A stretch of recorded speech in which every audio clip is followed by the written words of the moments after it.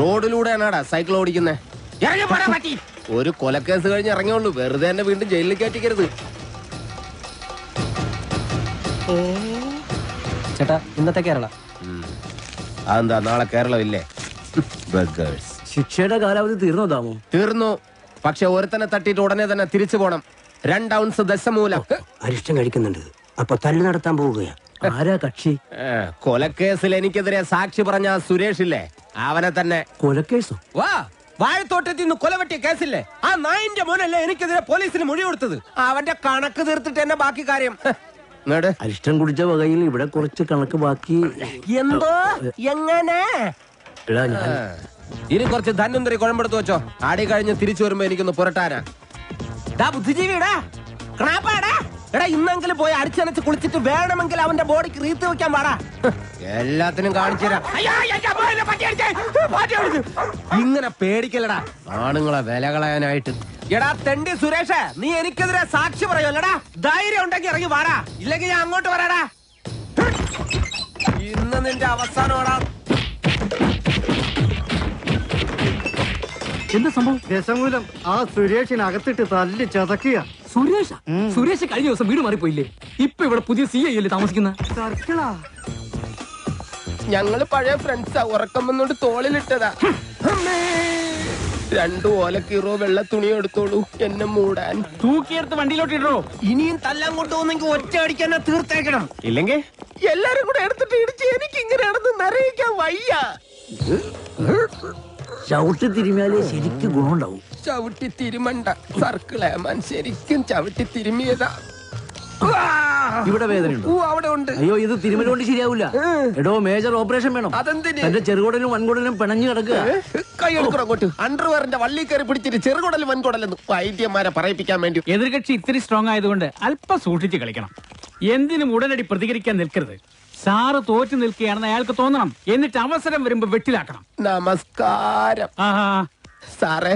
വൈദ്യർക്ക് sir എന്നെ ഇടിച്ച point ഒക്കെ കൃത്യമായിട്ടൊന്ന് പറഞ്ഞു കൊടുക്ക്. സദവ് എവിടെയാണെന്ന് വൈദ്യർക്ക് പിടികിട്ടുന്നില്ല. സോറി, വീട്ടിൽ അതിക്രമിച്ച് കയറിയപ്പോ. അയ്യോ, ഓർമ്മിപ്പിക്കല്ലേ പൊന്നെ. അതൊന്നും സാരമില്ല. ഇവന് ഇതൊക്കെ പറയുവാ. മതി മതി, ഇനി മൊത്തത്തിലൊന്ന് വാറ്റി പുഴുങ്ങി എടുത്താ മതി. ഇവനെ കൊണ്ട് വേറെ ജോലിയുള്ളതാ. പണ്ട് പുറന്തലയ്ക്ക് അടിയിട്ടി അതേ കമ്പിയുടെ വണ്ണം. ഈ മതിലുകെട്ടൊക്കെ ഭാഗ്യം, ബ്രഹ്മചര്യം പോയില്ല. നമുക്ക് പോവാടി ലോറി പെണ്ണേ.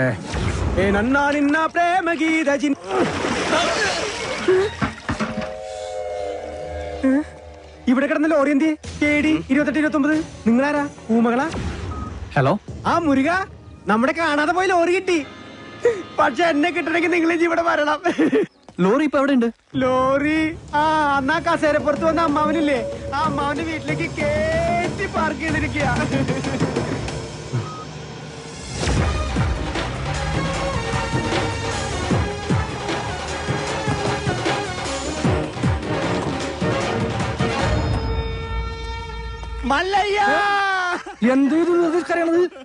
മനുഷ്യരോട് തല്ലുവിളിക്കില്ല. ഒഴിഞ്ഞു പോകണ്ടെന്ന് പറഞ്ഞത് കൂട്ടത്തോടെ എല്ലാത്തിനെയും കൊല്ലാൻ വേണ്ടിയായിരുന്നല്ലേ?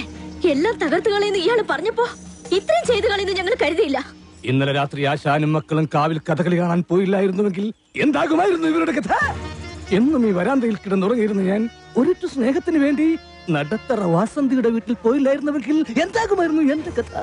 കാക്കാം കിളിക്കാം മല്ലയ്യ എന്ന് തൊണ്ട പൊട്ടുമാർ ഉച്ചത്തിൽ വിളിച്ചു പറഞ്ഞാൽ ഞങ്ങളോടത് വേണ്ടായിരുന്നു മല്ലയ്യ, വേണ്ടായിരുന്നു. മുതലാളിമാരൊക്കെ ഇങ്ങനെയാ ഗോപാല. ഒന്ന് പറയും മറ്റൊന്ന് പ്രവർത്തിക്കും. ഉള്ള കിടപ്പാടം തകർത്തതിനേക്കായി ഭേദം ഞങ്ങളെ കൂടെ കൊല്ലാമായിരുന്നു. ആസാനം നിങ്ങളെ ഒളിപ്പിക്കാൻ എനിക്കിങ്ങനെ ഒരു നാടകം കളിക്കേണ്ട കാര്യമില്ല. അങ്ങനെ ഒളിപ്പിക്കണമെങ്കിൽ ഞാൻ ഒളിപ്പിച്ചിരിക്കും, അത് വേറെ കാര്യം. ഇത് ഞങ്ങളെ വണ്ടി ഏതോ കള്ള ഹുടുക കത്കൊണ്ട് വന്ന് ബോധമില്ലാതെ ഓടിച്ച് കേട്ടിയതാണ്.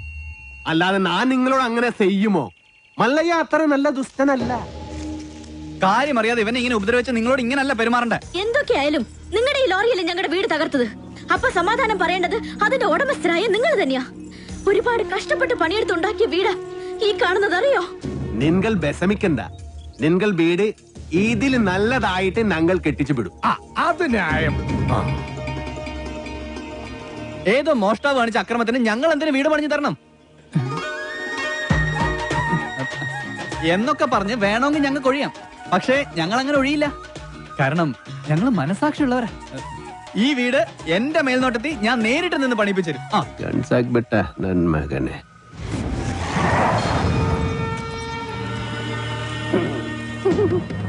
ഈ ലോറിയുടെ RC ഓണർ ആരാ? ഞാനാ. ഓ, എന്നാ സാറ് വന്ന് ജീപ്പിലോട്ട് കയറണം. എന്താ കാര്യം? വധശ്രമം. വീടൊഴിയാൻ കൂട്ടാക്കാതിരുന്നവരെ ഗൂഢാലോചന നടത്തി കൊല്ലാൻ ശ്രമിച്ചു. അറസ്റ്റ് ചെയ്യാൻ ഈ കേസൊക്കെ ധാരാളം മതി. കേരള ജീപ്പില്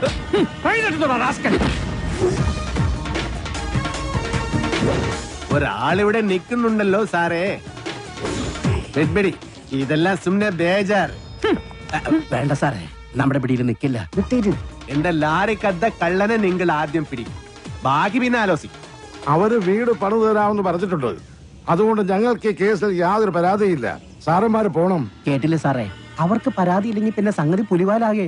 ഈ മല്ലയ്യക്ക് കേന്ദ്രത്തിലാ പിടി. വാടോ. ലോറി എടുക്കടാ. ലോറി കൊണ്ടുപോകാൻ വരട്ടെ. വീട് പണി തുടങ്ങിയിട്ട് സാവകാശം ലോറി തന്നു വിടാം. അതുവരെ ഒരു ഉറപ്പിന് അത് ഇവിടെ കിടക്കട്ടെ.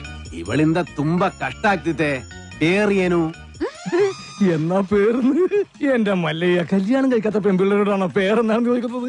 ഇവിടെയൊക്കെ കല്യാണത്തിന് മുമ്പ് പ്രസവിച്ച ചീത്ത പേരാ. പേര് നെയിം. ഓ, ഗൗരി. ഗൗരി സേറി.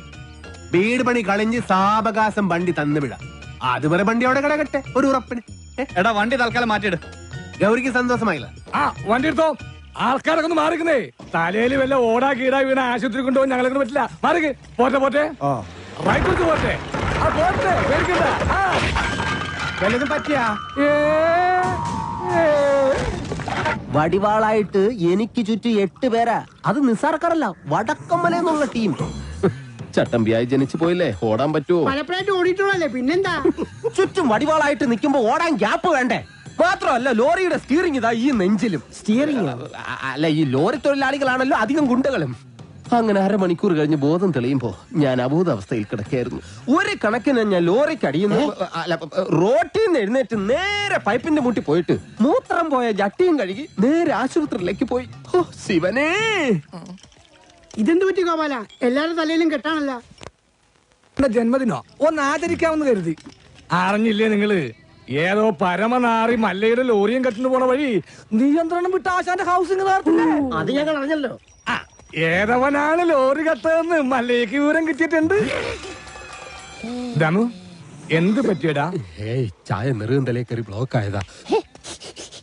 ഇനി നീ എങ്ങാനും. ഞാനോ? പോടാ. നീ ആരെയും നോക്കണേ ശിവൻകുട്ടി? 11 കാവിലമ്മ വന്നു നോക്കിയതാ. അതിൽ പെങ്ങൾ വരുന്നുണ്ട്. അവൾക്കൊടുത്ത് ഹോസ്പിറ്റലിൽ ജോലി ശരിയായിട്ടുണ്ട്. ജോലി ശരിയാക്കി തന്നത് ആരാണെന്ന് നാട്ടുകാർക്കൊക്കെ അറിയാം.